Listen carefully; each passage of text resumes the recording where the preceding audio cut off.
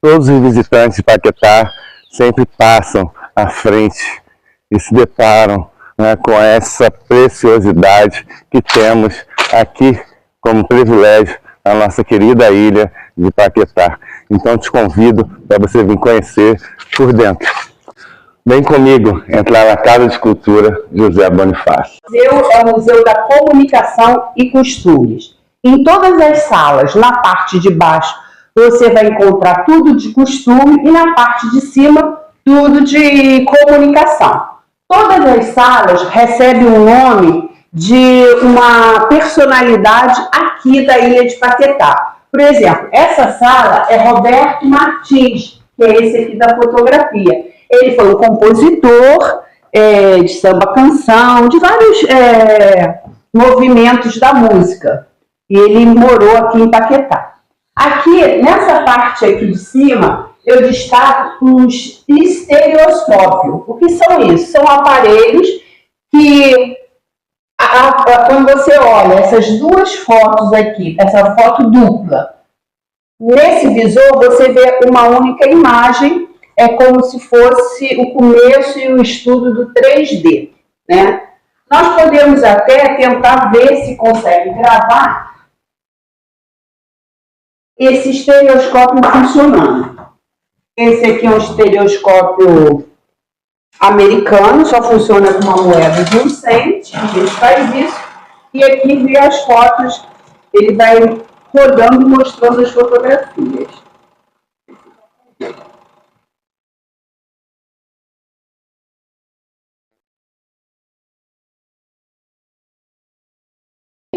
Nós temos uma caixa de música alemã, 90% do acervo funciona, então eu vou botar ela para vocês ouvirem.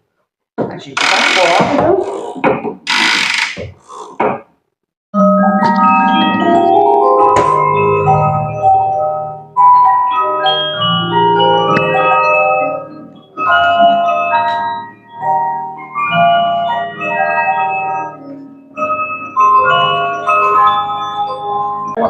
Então, vamos partindo aqui para outros espaços, né? Já lembrando que você sabe alguma curiosidade, você que já visitou aqui esse espaço e tem boas memórias, já deixa aí no comentário. E fica no final com a gente, né, que o criador de tudo isso vai falar um pouquinho aqui com a gente. A sala, ela recebe o nome de Maestro Anacleto Medeiros. O Maestro Anacleto, ele era compositor e foi ele que fez o hino do Corpo de Bombeiros aqui no Rio de Janeiro.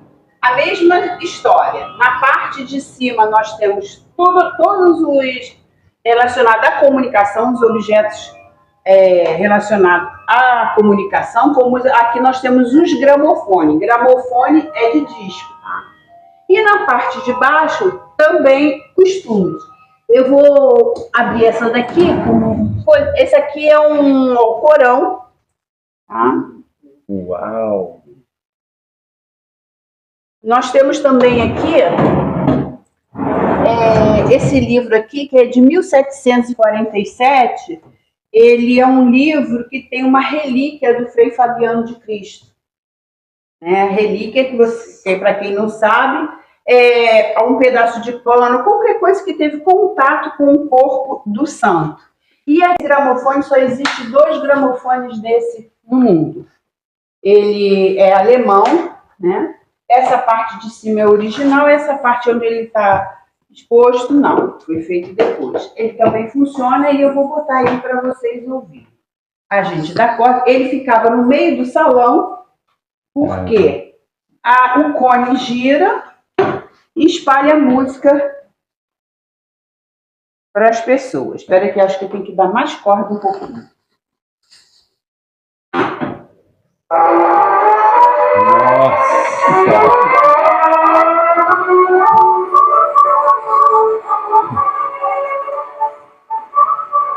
Caramba!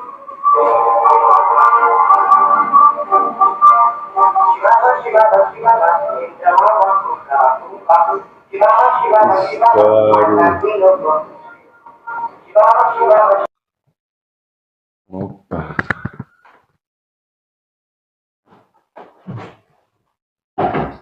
Desse lado aqui nós temos alguns fonógrafos. Fonógrafos vem primeiro do que o gramofone. Fonógrafo é esse aqui, tá vendo? Ele é de rolo. Você pega um rolo desse, coloca ali e dá corda e ele toca a música, tá? Esses aqui são gramofones de piquenique, esses menorzinhos. Tá? Esse aqui é um gramofone russo, ele é diferente, cara. Essa é a sala, o corredor que a gente utilizou para colocar as bengalas. As bengalas, no século XIX, elas serviam como, elas faziam parte da indumentária masculina. Todo homem que se tornasse elegante, né, tinha que ter uma bengala. Na segunda metade do século XVIII, as mulheres também passaram a usar. Esse daqui é uma bengala feminina, essa daqui pequenininha, são bengalas femininas. Na realidade, elas não serviam para um conforto pessoal. Elas eram bengalas para complementar a indumentária, fazia parte da indumentária. É só ver os castões que você vê que não tem muita firmeza. Aqui embaixo nós temos uma escarradeira ou cuspideira, que era comum ter nas casas. Ela é inglesa, do século XIX. Alguns leques. Aqui é uma cartola de viagem, é de pelo de castor.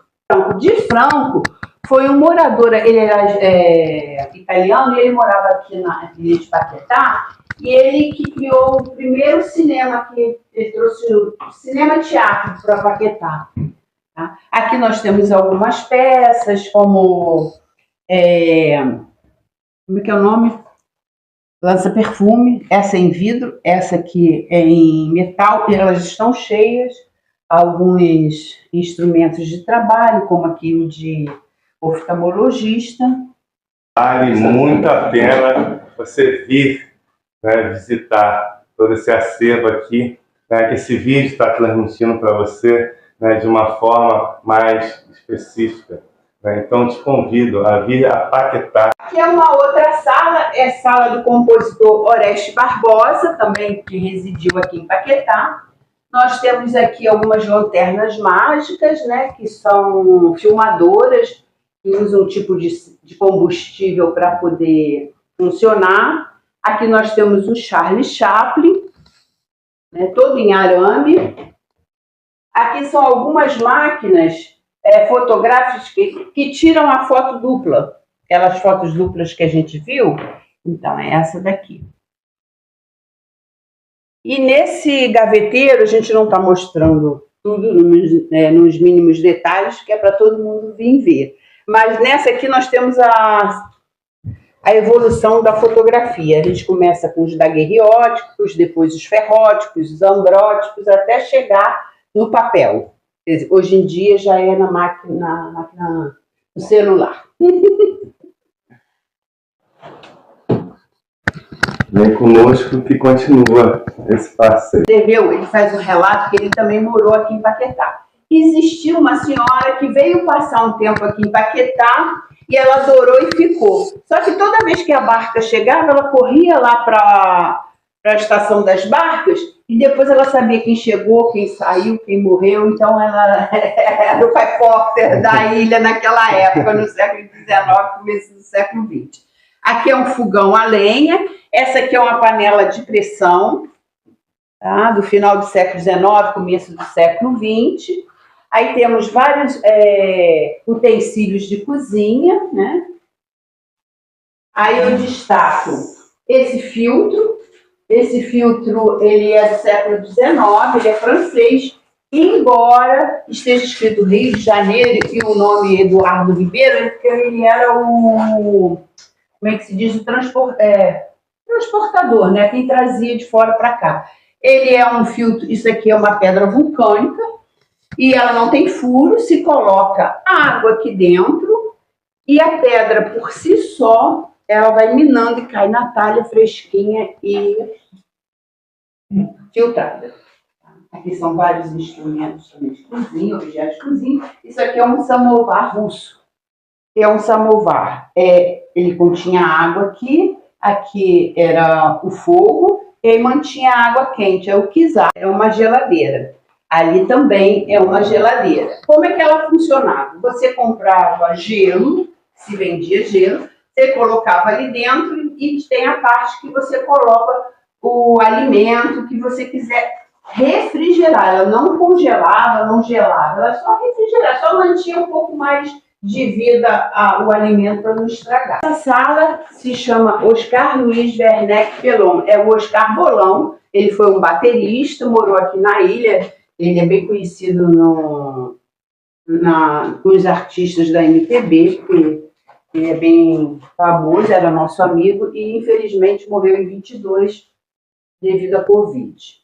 Bom, essa sala também tem vários instrumentos musicais. Eu destaco ali arma de duelo, uma arma de duelo, e aquele livro de 1722, que é um livro religioso, é um livro de um frei, né? E é falso, dentro dele tem uma arma. Aqui é uma máquina de lambe-lambe. Lambe-lambe era um fotógrafo, que ele tinha o escritório dele, né, fotográfico, e também ele fotografava na rua. Essa profissão é tombada, é um bem material carioca. Ela é tombada, é uma profissão que não existe mais, acredito eu, mas que é tombada. Não. Ó, essa sala é Joaquim Nabuco, que foi político, abolicionista, morou também em Paquetá um período, e nessa sala nós temos aqui alguns instrumentos de suplício,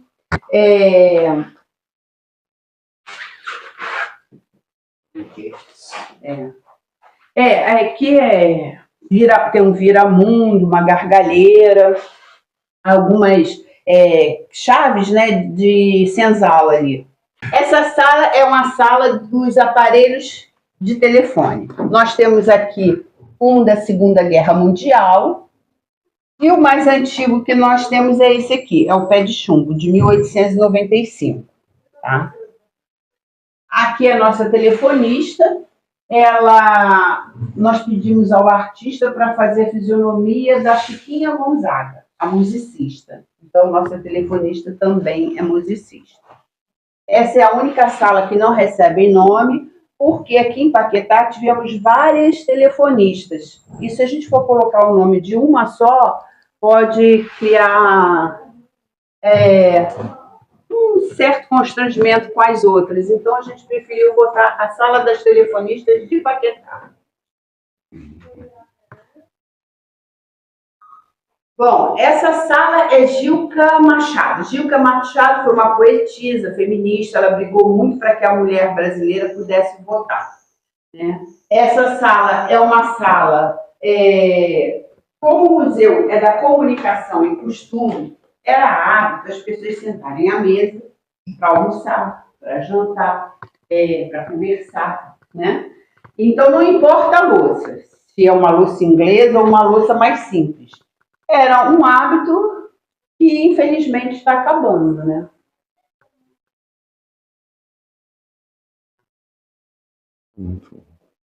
Aqui, olha, nós temos também vários utensílios, né?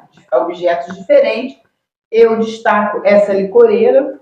Ela é de cristal, mas com a madeira da Floresta Negra da Alemanha. É um museu particular. E ele ainda não tem verba suficiente para ter funcionários. Então, a gente só abre aos sábados, todos os sábados, de 8h30 ao meio-dia. Agora, se alguém quiser agendar para um grupo grande ou para um grupo escolar, é só entrar em contato, procura nas nossas páginas, na internet, entra em contato, a gente pode marcar um dia diferente para atendê-los. Bom, o nosso passeio, ele continua agora na área externa, uma área externa também cheia de riquezas e curiosidades. A construção de uma biblioteca aí. Isso, a biblioteca. Aquela biblioteca tem a sala Chico Mendes, em homenagem a um professor que mora aqui na ilha, o intelectual. Não é o Chico Mendes dos movimentos, né, pela floresta, é um outro Chico Mendes que mora aqui. É um professor muito influente. Vamos lá. Essa sala de xadrez aqui do Museu de Paquetá chama-se Amir Duque. Amir Duque era um barbeiro que morava aqui na ilha e ele era jogador de xadrez intuitivo. Ele nunca estudou um livro de xadrez sequer, mas ele ganhava de todos os jogadores da ilha. Professores de xadrez no Rio de Janeiro sabiam da história dele, vinham aqui e vira e mexe perdiam para ele. Ele jogou xadrez até quase 90 anos de idade, quando ele foi contaminado pelo vírus do Covid e desencarnou. Então eu sugeri ao museu para colocar o nome de sala Amir Duque. O que significa o xadrez para você? Bem, o xadrez é uma arte milenar que nasceu na China e se desenvolveu na Índia, que tem o formato que tem hoje a partir da Índia. Então o xadrez é um jogo de guerra, antigamente chamado de chaturanga, é uma expressão indiana, e hoje é chamada de xadrez. É um jogo de ataque, defesa e neutralidade. Ele lhe dá o equilíbrio para situações limites. No momento que você deve atacar, você deve se manter neutro, ou você deve recuar. O Fischer, o Davi, né, que é o diretor daqui, ao lado do melhor amigo dele, nós costumamos brincar, né, José Bonifácio, diz a lenda que eles corriam muito para esses jardins, se divertindo, né? E Davi, ele tem uma paixão intrínseca, de nascença pelo xadrez. Ele ama o xadrez, com o detalhe de que nunca aprendeu a jogar, não teve tempo. Mas por onde ele passou no mundo, ele é jornalista, viajou muito, por onde ele passou, ele foi adquirindo esse acervo de xadrez. Aqui nós temos 46 conjuntos, e lá mais uns 15, 20 na reserva, que nós vamos incluindo aos poucos na mostra. Por onde ele foi passando, ele foi adquirindo. Nós temos peças interessantes, como essa que você acaba de filmar. Esse aqui é para deficientes visuais, o deficiente informado da cor das peças, conforme o que temos aqui. Ó. Nós temos essa madeira que mostra que as peças que têm um aparato de madeira são as brancas e as lisas são as pretas. Com o detalhe de, para o deficiente visual jogar xadrez, precisa de 2 tabuleiros iguais. Um deles sentado aqui e o outro lá. Porque o deficiente ele enxerga com as mãos. Então, vira e mexe, ele precisará palpar o tabuleiro para saber onde estão as peças. Então, cada um com o seu tabuleiro para não atrapalhar as mãos dos dois aqui ao mesmo tempo. O iniciante, ele conseguiria jogar em qual tabuleiro? Nós, jogadores de xadrez, não jogamos em tabuleiros temáticos, como esse aqui, ó. Esse aqui é um tabuleiro temático. Então, você imagine você jogar uma partida de xadrez durante 2 horas com essas peças todas misturadas. Né? Daria um cansaço visual muito grande. A exemplo desse aqui, ó. Imagine você com um tabuleiro desse tamanho e as peças assim, tudo misturado, né? Então, nós, jogadores de xadrez, jogamos com as peças com essa conformação oficial. Esse aqui é um legítimo tabuleiro de xadrez inglês, e que de longe você vê que, de fato, aqui é uma torre, um cavalo e um bispo do rei. O rei que tem uma cruz na cabeça, torre, cavalo e bispo da dama. No xadrez, nós não chamamos rei e rainha. Nós nomenclaturamos rei e dama. Nunca o jogador de xadrez fala rainha, fala sempre dama. Tá? Esse tabuleiro aqui, ó, é tirado do mesmo mármore do Taj Mahal na Índia. Uau! O governo da Índia pegou uma rocha, uma parte da rocha do Taj Mahal e fez 50 tabuleiros. Esse é um deles. Certo? Paquetá e a honra, né, que me daste na manhã deste dia. Estou aqui ao lado do senhor Davi, né, que implementou aqui o Museu José Bonifácio. Obrigado, senhor Davi, por falar um pouquinho aqui com a gente. Desde quando que nasceu esse desejo no coração do senhor de adquirir aqui essa propriedade? Bom, eu morava em Santa Teresa e tinha num apartamento cobertura, né, muito grande ali, tinha muita coisa ali. Então, uma vez eu passei aqui em Paquetá, aí tinha uma conhecida minha que era jornalista também, e ela falou assim, vamos lá conhecer, etc. Eu vim conhecer aqui esse espaço, mas o espaço, ela estava pedindo muito alto para comprar. Então eu falei assim, eu não tenho dinheiro para comprar isso, mas tudo bem. O tempo passou, 1 ou 2 anos depois, passei por aqui, tinha uma placa Vende-se. Aí quando tinha a placa Vende-se, aí eu fui conversar com a corretora, que é Eliana Machado, está aqui até hoje, mora aqui em Paquetá, né? E ela, aí quer dizer, o preço não era aquele que ela tinha colocado, era outro preço, mesmo assim conseguimos negociar, aí eu resolvi comprar aqui, inclusive pensando muito no espaço, inclusive, que tinha aqui, além da casa do Zé Bonifácio, muito detonada, quase caindo aos pedaços, né? Basta dizer que para fazer obra na casa, nós tivemos que trocar 1.200 telhas, porque chovia dentro da casa. A única coisa que se manteve na casa bem eram os muros, né? As paredes, que eram bem feitas, né? Feito no século XIX, né? Início do século XIX, final do século XVIII, em 1950. Bom, o José Bonifácio, na verdade, ele morou aqui em Paquetá de 1831 a 1838, quando ele já saiu bem doente, e foi se tratar em Niterói, onde ficou apenas 3 meses e faleceu, né? Então essa casa é uma casa com a história do Brasil, né? E o que me chama mais atenção e o que um pouco entristece é que tudo é mantido pelo senhor, né? Não tem recursos públicos, não é isso? Não, infelizmente não. A gente até procura, mas a gente tenta, né? Mas não conseguimos até hoje. Eu tenho a impressão, inclusive, que eu acho que não sei se o prefeito ou outras autoridades aqui nossas conhecem a casa aqui onde morou o patriarca da independência. Ele morou aqui durante 7 anos. É claro que a casa não era esse tamanho que é hoje, porque as famílias que foram ocupando foram aumentando o espaço, etc. e tal.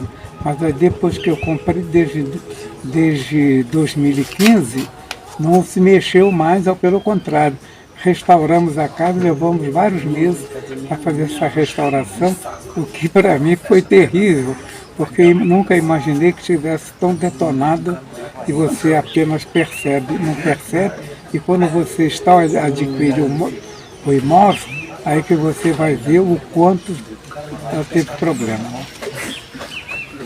Obrigado. Esse delicioso café funciona todos os dias? Não, ele funciona sexta, sábado e domingo, das 8 da manhã às 4 da tarde. Então é isso, você que vai vir conhecer, passear, passar momento junto à história, você também vai ter a oportunidade de tomar aqui esse delicioso